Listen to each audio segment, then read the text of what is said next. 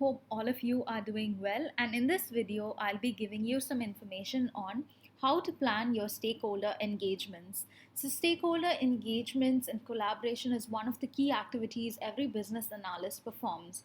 So in this video I'll be giving you some information taken from the BABOK guide as to how you can plan about your stakeholder engagements. So let's get into it. So, what is the purpose of planning your stakeholder engagements? So, the main aim and objective of planning the stakeholder engagement is that you would be able to plan an approach for establishing and maintaining effective working relationships with the stakeholders. So, we know that when you have a good relationship with your stakeholders, it results in the smooth execution of projects. Whenever there are hiccups, then there could be a lot of uncertainties that happen inside the project. So that's the main purpose. Then why plan for stakeholder engagements? So when you plan for stakeholder engagements, it involves you conducting a thorough stakeholder analysis to identify all the involved stakeholders and analyze their characteristics. So generally when you're able to analyze their characteristics, you would be able to have a better relationship with them. Some stakeholders, depending on their characteristics and their needs, you will be able to work along with them in that particular direction and also see what works for them accordingly. So when you plan for stakeholder engagement, you should always, this is the rule, okay? Basically, the more number of stakeholders you have, the degree of complexity kind of increases, because imagine trying to convince all stakeholders and bringing everyone to the same page and everyone approving and deciding on one particular concept or one particular taking a decision. So the more number of stakeholders, you'll be having different opinions coming in, disagreements happening. So the less number of stakeholders you have, it's better, and the interactions and engagements would also be smooth, and also the decision making approvals would also be smoother. So if you see in the BABOK guide, there is this input-output diagram that we have been seeing for the other videos that I have taken as well. So how you can plan a business analysis approach. There also you would have seen the diagram. So in this stakeholder analysis planning process, the input that you need to take to plan your stakeholder engagements is, one is you need to consider what are the needs, as well as you need to consider what is the business analysis approach that you have decided on. So only then you would be able to effectively align your stakeholder engagements with the business analysis approach and the main overall need. So as part of planning your stakeholder engagement, there are several guidelines and tools that you can also use. So you might be familiar with the business analysis performance assessment. You have another one called as change strategy. And the third one is current state description. We'll be looking at this in the video a little later on. And the output of planning your stakeholder engagement with you will be your stakeholder engagement approach. So with this stakeholder engagement approach, what are all the different tasks that would use this information? So if you see, you would be able to prepare accordingly for example, your elicitation. You'd be able to conduct elicitation. You would know what information every stakeholder would need. So you can even plan your business analysis, information management.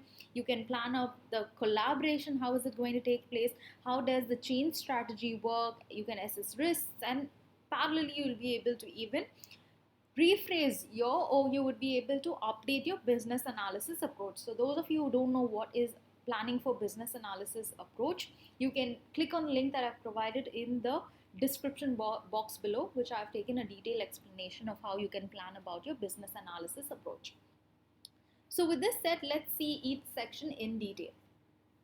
So for stakeholder engagements, as I said, there are two things that are needed as inputs for you to carry about planning your stakeholder engagements. The first one is needs. So you need to identify what is the business need and the parts of the enterprise that this need is going to affect. So by understanding this need, you would be able to identify who are all the stakeholders. These stakeholders could be the ones who are going to have influence over the change, or they might be affected by this change. So it's very crucial to understand what is the business need and the change that you're bringing about. The second one is you need to know what is the business analysis approach that you're taking. Only then you would be able to incorporate the overall business analysis approach into the stakeholder analysis, collaboration, and communication approaches. So this is very important to maintain a alignment and consistency across every approach. So you cannot be saying that I'm going to do my business analysis. For example, I'm going to have brainstorming sessions, I'm going to run workshops. Some stakeholders are not comfortable with workshops. For example, they might be comfortable with interviews, one-on-one interviews. So accordingly, you need to align both of these activities. So that's where you need the business analysis approach as well. And once you have the inputs, now there are several elements that you need to consider to plan for your stakeholder engagement. The first one is to perform stakeholder analysis. So as part of doing analysis of your stakeholders, you need to identify the stakeholders, that is, who are all directly or indirectly impacted by the change, that is the overall business change that you are trying to solve or bring about. The next one is you need to understand what are all their characteristics. Then you need to understand who the stakeholders are. You need to understand the impact of the proposed changes that is on them, as well as what is the influence they have on the change. So it's vice versa. So only when you understand these different characteristics, you will be able to understand the overall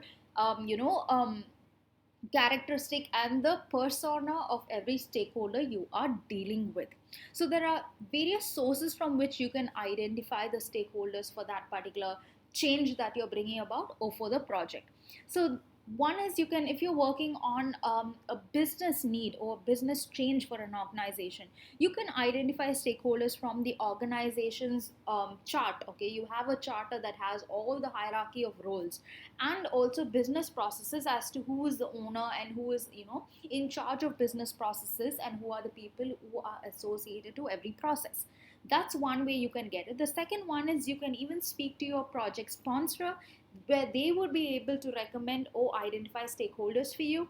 And the third way is you can check out if there are any contracts that are in place, or if there are any anticipated or existing vendors that may be associated with the project or the change that you are bringing about. So they may be new vendors, or they may be vendors who are already part of the organization or interacting with the organization. Or if you can even see if there are any regulatory or governing bodies that are associated with the particular change or project that you are working about. So these are some sources where you can identify stakeholders. The next one is you need to identify what role every stakeholder plays. Okay, so only when you understand the role of stakeholders, you would be able to identify how the stakeholders will contribute to the initiative. Okay, if a stakeholder is playing some role that is totally misaligned with the initiative that you are working on, then there would be some mismatch. Let's say a stakeholder is going to play a role of an SME. Okay, you need an SME for that initiative because you're not clear with the domain and you need expertise on that particular area. But if that particular stakeholder is not actually going to play the role as an SME, then there could be potential risks. So it's very important that you start identify what is the role every stakeholder would play. The next one is to identify attitudes. So every stakeholder has either a positive or a negative attitude, and it would either positively or negatively impact the change or the project that you are handling. Okay, depending on the type of attributes that they exhibit. So business analysts need to even understand the attributes about stakeholders, such as the business goals, objectives of the initiative, and any proposed solutions. What is in general are their idea about the business goals, objectives, initiatives, and any proposed solution. How do they feel about it?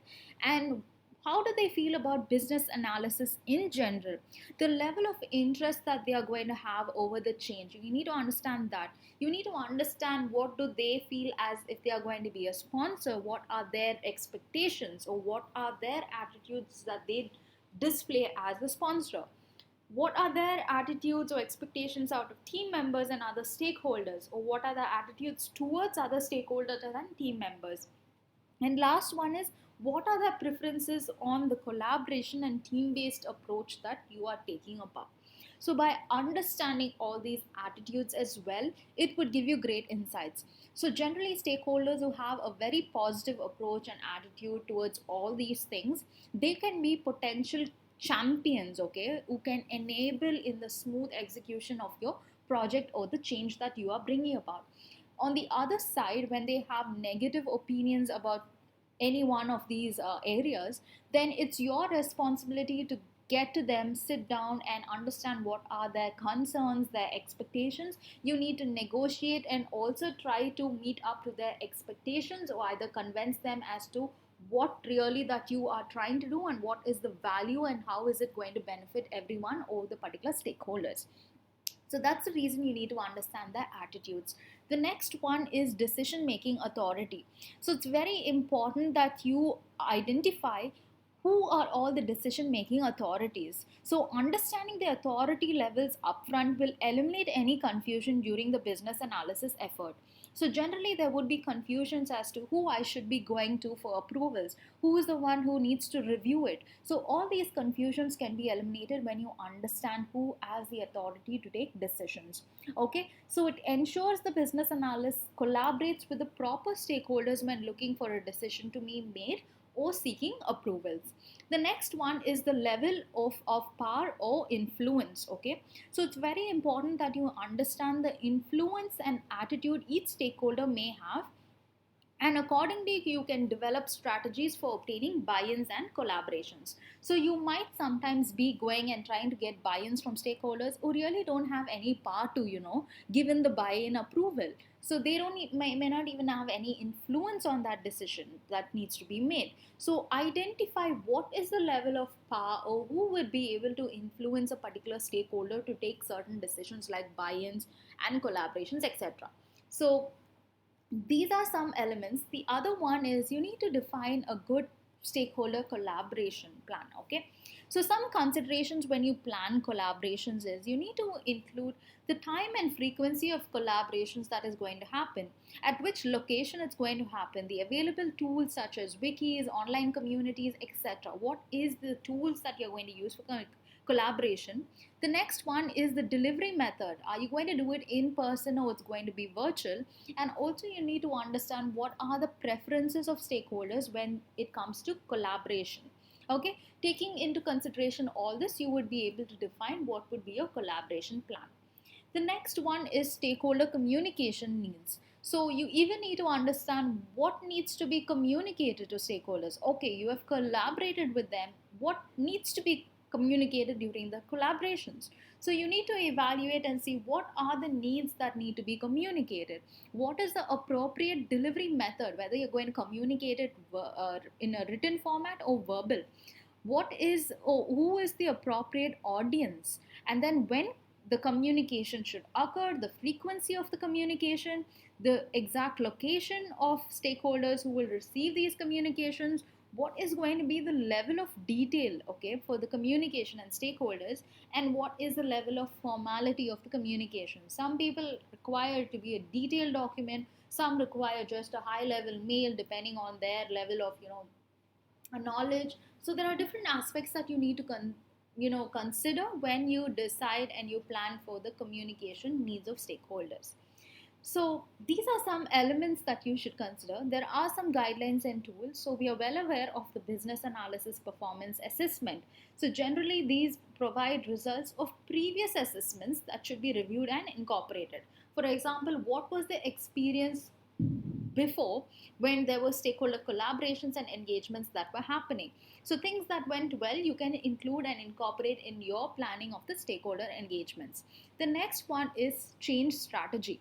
So this change strategy can be used for improved assessments of stakeholders impact and development of more effective stakeholder engagement strategies. Let's say that you have decided on a particular stakeholder engagement strategy, but there's something else that is proven to be more effective. So at that time, you can use this change strategy as a tool or guideline in order to change and update your stakeholder engagement strategies and methods. The third one is current state description.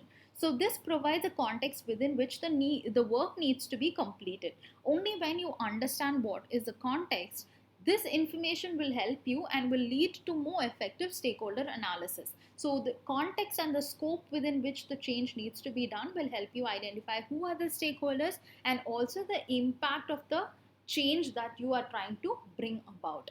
So these are some guidelines and tools that you can consider when preparing your stakeholder analysis or engagement. And finally, as part of the stakeholder engagement approach, it's this final output that you're going to provide, the document. It will contain the list of stakeholders on a high level, their characteristics which were analyzed, the list of roles and responsibilities for the change, and also identify the collaboration and the communication approaches the business analyst will utilize during this particular initiative to collaborate with stakeholders. So this is some information on how you can plan about your stakeholder engagements. So whenever next time you want to plan out your stakeholder engagements, you can consider these different elements and you can plan out the engagements accordingly. So if you like this video, please do give this a thumbs up. If you haven't subscribed, please do subscribe to this channel and also do share your feedbacks. Thank you.